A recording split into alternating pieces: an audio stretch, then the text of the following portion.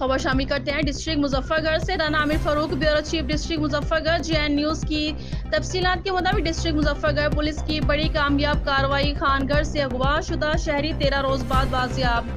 मुखबी की बाजियाबी की खुशी में पुलिस टीम को फूलों के हार पहनाए। बैरुल सूबाई गैंग का ताल्लुक पेशावर और मुजफ्फरगढ़ से है। मुजफ्फरगढ़ से 8 मुलजिमान गिरफ्तार। DPO ऑफिस में मुनक्किदा प्रेस कॉन्फ्रेंस में SP इन्वेस्टिगेशन मुजफ्फरगढ़ जियाउल्लाह खान ने सहाफियों को बताया कि मुजफ्फरगढ़ के नवाही इलाका खानगढ़ में 28 मार्च को सुबह की सैर करते हुए एक शहरी एहसानुल्लाह खान को अगवा कर लिया गया था, जिसकी FIR मुखबी के बेटे साद अहमद खान की मुद्दियत में थाना खानगढ़ में दर्ज कर ली गई थी।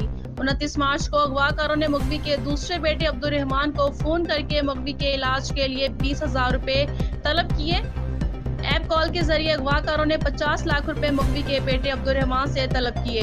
अब्दुल रहमान की मिन्नत समाजत के नतीजे में 20 लाख पर मामला तय हुआ। अब्दुल रहमान ने DPO district Muzaffargarh captain Tariq Walayat को सूरत हाल से आगाह किया, जिस पर उन्होंने SP इन्वेस्टिगेशन की निगरानी में DSP सदर सर्कल मोहम्मद रिजवान, DSP मोहम्मद इमरान रशीद और SHO खानगढ़ इमरान हमीद और SHO थाना सदर मुजफ्फरगढ़ मलिक यूनुस और इंचार्ज से IA स्टाफ मुरीद हुसैन पर मुश्तमिल टीम तश्कील दी, जिसमें अगवाकारों को फैसल स्टेडियम मुजफ्फरगढ़ के पास 4 अगवाकारों आबिद वकास, ताहिर शाह, वहीद और यमीन को 20 लाख रुपए वसूल करते वक्त रंगे हाथों गिरफ्तार कर लिया है।